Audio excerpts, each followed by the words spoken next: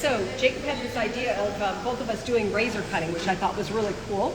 And so I think you're going to be using a feather razor, one with the guard. Yeah, I'll use a feather. And I will use a straight blade. So all right. We're going to have almost dueling banjo razors going on. And what I thought I would love to show you guys is how to layer with a razor, because it's really kind of interesting. Most of the time when we go into layering, we tend to drop our shears, or drop our razor and pick up our shears to do the top, because the top is difficult and the way that you have to position your hands. So what I thought I would do is go in and actually create some great layering, almost a little bit of a shag type of a shape, and working from short to long, and show you guys how to actually handle the razor so that you can cut the hair. So I'm going to start with the central vertical parting. I'm only cutting on one side of the head, because the right hand side is mine, the left hand side is Jacob's. So I don't want to rain on his parade here. So we're coming up. I'm going to kind of get my guide where I want this to be. Let's go kind of short. Let's be fun with this. Yeah. Right there. So I'm not going to work to too much of an increase in length. But what I'm going to do is, my razor's in my hand right here. I'm going to turn it around this way. So my hand is still in a comfortable position, and I'm going to be working up.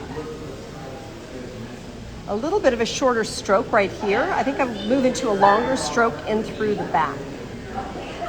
Okay, so that shorter stroke is going to give you a nice soft line, but not too much of kind of a shredded out type of feeling. It's going to give you a nice layering pattern. So kind of digging that. I'm going to use over direction and pull everything up to this one spot. So let's bring this up. Once again, I'll slow-mo that move. So here we go. Whoosh. Boom. Right there. Did you get that, Jacob? I did. Okay. Is the speed important? The speed in which you cut? Of the movement of the razor, yeah. Yes. No, I'm kidding. It's not important. You can go a little bit faster. So I'll do it regular time right now. So bring this up, condensing, turning, and cutting. Okay. I'm taking diagonal forward sections on the side. What this does is it sends the hair up and forward. If I were to take horizontal sections, it would send the hair up and over. So it gives a little bit different type of feeling. When you pull the hair forward and cut it, it travels back and down. So that forward and up, you create a back and down type of motion. And that's what I'm wanting with this particular cut. So. And remember, you guys, if you have any questions, feel free to ask them, and I will ask Sana, and we'll do our best to answer. And if we can't answer, we'll then find that's someone fine. who knows. We will pretend that we know. We'll pretend we know. Okay, my last section. So we had a fun day in the model room today, doing some really pretty hair. We're at an on tour, and it's so nice that Jacob's here with us, doing his Jacob kind of thing. Just doing the Jacob kind of thing. Isn't that so amazing, you guys? Like, this is a version of like a shag, even like it can be a little bit Joan Jetty sort of shag with such simple sections. Yep. One step, and look at the change that you've been able to give. I mean, it's pretty incredible. So in the back here, what do I want to do? I tend to change my ideas midstream many times based on what's happening. So I'm going to keep that out for right now. I'm going to move forward, continue with those diagonal forward sections, sending everything up, but instead of coming to the center where I was, I'll come right to the parietal ridge. Just doesn't have to travel quite so far. And you seem similar to me in the way of that you don't work with too many clips. You're not like over pre-sectioning and over clipping. Yeah, I've got clips on my little bracelet right here, but I don't tend to work with that many clips, and I think it's the way that you actually move the hair. So I want this hair up and out of the way, so I make sure that the root area is going where I want. A simple twist and lay it down. And to me, that saves a lot of time as you're working. So here we go. This is a hair art doll. It's usually about $90, someone has asked. What's your favorite brand of razors? Oh my goodness. Well, she's got a nice little situation happening. We both do. We have similar, not only do we have dueling razor cutting, but we have dueling razors coming out, and they're both going to be white. So funny. But they're coming in different colors. So it'll be white handle silver, like white and platinum, Right. or white and rose gold. Yeah. So Yep, it's that is whatever the goal. your personal taste is, we have something for everybody. Yes. Okay, so continuing. Look this up, and I'm wrapping around the head. This is going to give us that increase in length, so we're going to work from that short to long. Why would you choose a razor over a scissor for this haircut? For me, a razor over a scissor for this haircut would be because I want it to be very soft and kind of shaggy. And with a scissor, you can go in, you can point cut. You're still creating a crisper line with it.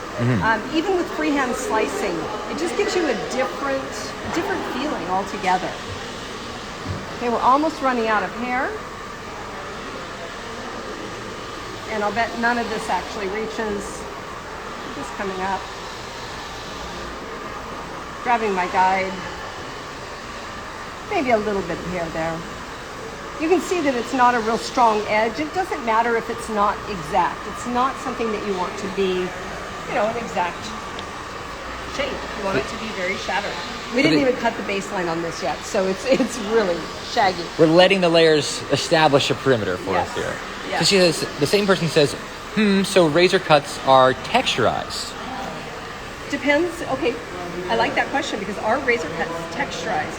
It really depends on the stroke that you use with your razor. So if you're using what we call a long stroke, which is you're taking a bigger stroke with the razor, then it will be very texturized. If you're going in and this isn't part of the cut, if you're going in and you're doing a very short stroke like this, you actually are getting not a blunt line, but it's a very, very, more of an exact line. And you can see in your fingers there is a good... Threw it away. Oh, it's okay. Yeah. But when you see her cut, the texture that she's holding in her fingers is a good example of like a mirror image of what's left on the head. On the head, yes. And then if we wanted, because this is going to be shorter, but if we wanted to get a longer stroke, you can see how I'm taking a longer, cutting in deeper, you're getting a much softer feeling, and that is echoed on the head. So it all depends on your work. Just as if you were using a scissor. Is a scissor going to give you a textured cut or a blunt cut? It depends on how you use it. Okay. So now we're back to the actual cut. Back to the actual cut. The actual cut and the action. This was part of my previous, okay? So just working to an increase in length. Now you can also, and this is like advanced, when I did this, Jacob actually went on my Instagram and said, careful, they're not ready for this. They're not ready for this type of a thing. Let me finish this and I'll show you what I mean. You can cut a blunt line with a razor.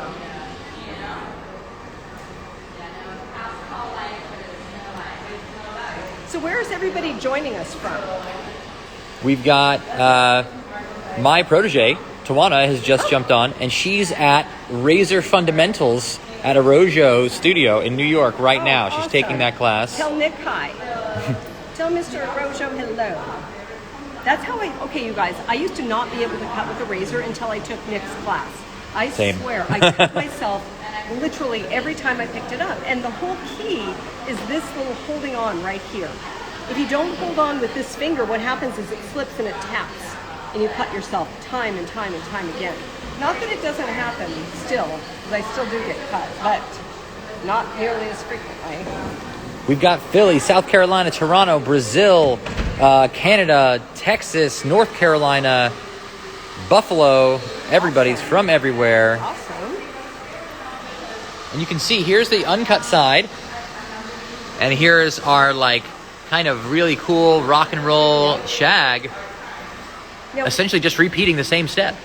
Now, one thing that I find really interesting, Jacob, come over here, is because I've layered into the hairline, so I've pulled everything up and I've layered the entire head of hair, it exposes your hairline. So when you layer all the way down to your baseline, you will expose the shape of the hairline. So that's what you're seeing right here. Yes. And that's why you get it. So if you wanted to keep that, you could. Or you could come in and Here's our clean blunt. that Are you off. doing the blunt line? I'm not doing the blunt line. There's too much hair. Yeah, the blunt line is very, you have to be very careful with it. So I'm just cutting the line. And you'll notice my razor is coming in at a 45-degree angle, which is very important. You don't want to put it in straight or too flat. You kind of want to have a little bit of an angle on it. Okay, now I'm going to show you how to blunt up this little line. That's kind of cute. Yeah. Okay, but let's say we wanted it to be crisper, okay? I feel like we're down here on the floor. You're getting low now. Okay, wait. I'm going to notice I close the razor in order to raise this up. Yeah, everything you're doing when you're working with the razor with no guard, you have to be so much more aware of all of your movement. Yep. And you have to be so aware of what's happening with the client. We talk a lot about the heel and the toe of the razor. I don't know if that's the same terminology you use or not. Yeah, we started off with that because, of course, we were doing Nick, and we started just saying the top and the bottom of the razor. Okay, top and sometimes bottom we of the razor. said heel and toe, and they said, well, what's that mean? Yeah. So we're like, okay, we'll break it down more. Top and bottom of the razor. So as I'm working around the face on the right-hand side here, I'll be using the bottom of the razor because you don't want to have that much of an open blade close to the face. So you always want to make sure that you're, working on the proper end of the razor to protect the client. Okay, so the last little thing I'll show you is coming in here with creating a little bit of a blunt line. Let's say we had too many wispies. What I'm going to do is I'm going to come in 90 degrees on my finger, turn to 45, and pull. Boom. And you can see just how clean that line is in her fingers. And she's not even bleeding. I'm not bleeding. No, I'll do that again. And you don't want to do too much hair with this. We'll go ahead and let it be a little longer in the back. Okay, straight, and turn as you pull. Like that. So it doesn't create, it creates a blunt little line, but it still is soft. Still has, I always find whenever working with the razor, it's always going to be slightly softer than a scissor. Always, yeah. Otherwise, well, there'd be no point. Might as well use a a scissor. Yeah. Yep. Okay, so there we have it. I think Jacob is going to jump on now, and we're going to see if I can recreate this look with the feather on the opposite side. Good so I'll luck. hand the camera to you. Okay, let's see the master at work. Yeah, right. All right. So I have only recently started using the feather razor in the last couple of months. And you know why? Because I saw somebody use it, and I was very idealistic about not using it and wanting to only use a razor with no guard and feeling like there was no point using the feather. But I saw someone use it and thought that he had a finesse and the work was just so beautiful that I wanted to learn to use it better. So I started using it, and now I find myself kind of bouncing around back and forth. All right, so what was our section here? We were diagonal forward. Actually, the guide was a central vertical. Central vertical, yeah. And then we are sort of like pivoting, working back this way. God, he forgot already. We'll go for it, yeah. We're just going to do it. Oh, so many people are saying hi to me right now. Hi, George. So I'm going to use a little bit of her guide here from the center to start. And I'm actually going to go this way so I can work a similar angle in a way that I feel comfortable. So we're going to bring this up. I need to work, here's my guide right through there. So I need to take a small enough section that I can see the guide through the section. So there it is right there. And I'm going to then switch my razor to face upward. And then we're going to work up with just a little bit of a 45-degree angle in so that I'm connecting nicely with the hair. And you can really see, like I said, a lot of the texture that's here, you can see right in your fingers at the same time. So, all right, now if I can just remember what she did. That's the real question. I did a radial parting from at the ear, yeah. Yeah. Here, we're going to take that out through there. And then what we have, diagonal forwards. Diagonal forwards, yeah. Right, there we go. And then we're going to keep bringing this up. This is literally dueling, you guys. Stationary guide, right? So yep, stationary guide. We're bringing this up. My guide starts to fall away. So I know I'm in the right place once that's starting to fall out. I'm going to turn my razor up like she did. And then we're going to work up this way. One thing that I noticed that I do a lot differently when I'm working with a razor with a guard like this, when I'm using the other razor, I'm working mostly in my fingers. With this, I'm working with my wrist or with my arm. Yeah. So that's a big difference, I would say. You can start to see, we're starting to get that same kind of like fringiness on both sides. Shape is coming together. Yours looks better. You didn't take it quite as short. Oh, I didn't? All right, well that means I'm missing the guide. No. It means you're adapting and it's looking better. It's going to be an asymmetrical, creative look, is what it is. So we're going to continue with those same diagonal forward sections, over-directing this all forward and up, so we get a shift that goes back and down. So I'm going to tip this up again, and then I'm trying to still keep the same stroke as far as like I want to have the same movement each time I lift my arm, and I want to have good tension. So I was dropping tension a little bit there, so I got to recomb that and then keep that same stroke. So I don't want to be little and then big, little and big. I want to keep the same consistent stroke as I go. How do you choose what stroke you want to use? It's really just about how much weight do you want to take out and what kind of softness and movement do you want to create. Like a short stroke, if you barely move it, it's going to give you a little variation in length. It'll have some texture, but it'll still be strong and have all that weight on the inside still. If you do a long stroke, we're starting to create a lot more short to long pieces to get a lot more action on the inside and a lot more weight taken out. Okay. So we're going to continue same diagonal forward, over directing this all to the very center. So you're using your first section as a guide. My guides start to fall away. So like there's the guide. You need to work here and not here. If you're holding on to your guide, it's going to start to get too short. You're going to miss the guide. Yeah. So slide let that past. fall away. Yep. I'm going to switch my razor to go up, and then I'm going to keep that same stroke that I had for my previous sections. When I get here, you can see I don't have good tension in that part of my hand, so I always have to recomb and do things twice. Yeah. Okay, how do you keep one side consistent with the other, especially when two different people are cutting with two different It's harder tools? when there's two different people cutting, but if you were going to do this on your own, the idea is that you're using the same centralized guide and you'll be using the same tool, but you want to like just be very aware of the stroke that you created, right? So it just has to be a very purposeful thing that you're doing. I actually was getting just a little too long, so I'm coming back and just taking a bit off. You can start to check if we're getting balance. I still have a little bit long here in the very back, right through here. So then I'm going to come back and just take a little bit more of that off. We can start to connect things even more. What about for lefties? Any advice for lefty cutters? Learn to cut right-handed. No, I'm just kidding. Advice for lefties, really, I mean, it's exactly the same things. We're just going to be mirror image, reversed. So you're going to be doing the same exact shape, but like whatever we do on the right, you're going to do on the left. Unless you have some other advice for lefties that you think would be enlightening. Not really, because Yeah, I think it's the same thing. It's the same thing. It's just with a different hand. Yep, it's just going to be reverse section. So like if we were lefty, we would be working probably. I'm like I have to like. I do. Trick Yeah, my we brain don't want to do this with the into straight being ridge. lefty right now. Yeah. So if I was working lefty, I would be holding this way and combing. So I would be bringing things. See, it's like I can't even mention. I can't. I know. But I would end up probably working up like this, right? So I would just switch my hands. So instead of this hand, we'd be working the other hand. Okay, people are buying badges. Oh, great. I haven't done badges yet. You guys, do you like the badges?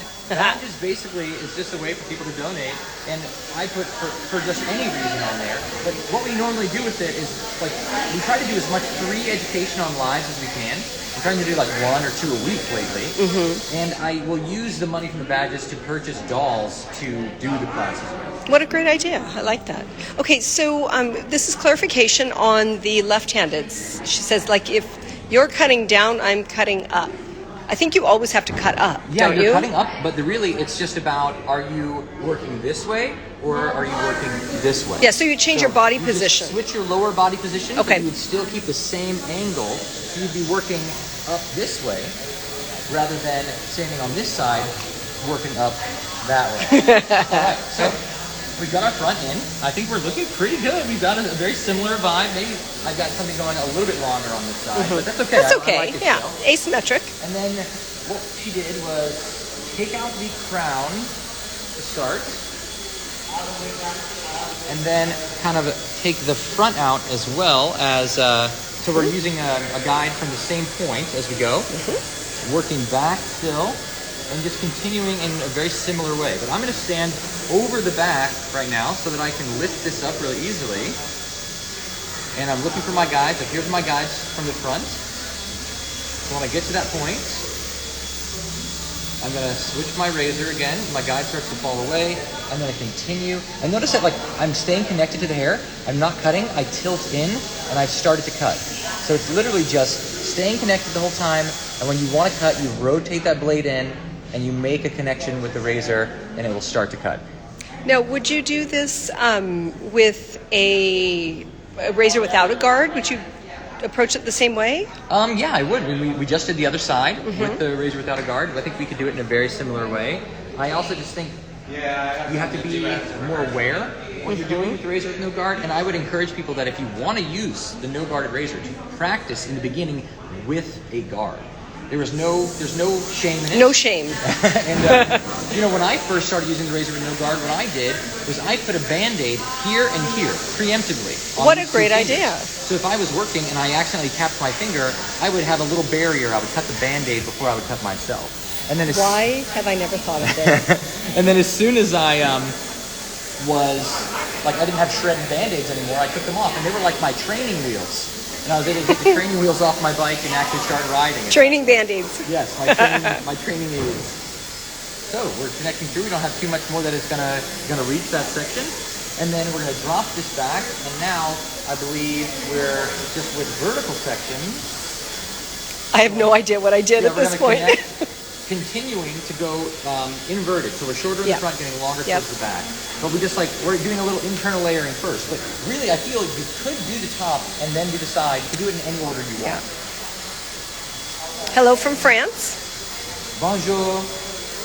So here's our guides falling away. These are the guides right Show that again, the guide falling away. So as we lift up, we can see right about there. That's where the guide starts to fall away. And if I go like this, you can see the guide just fall right away.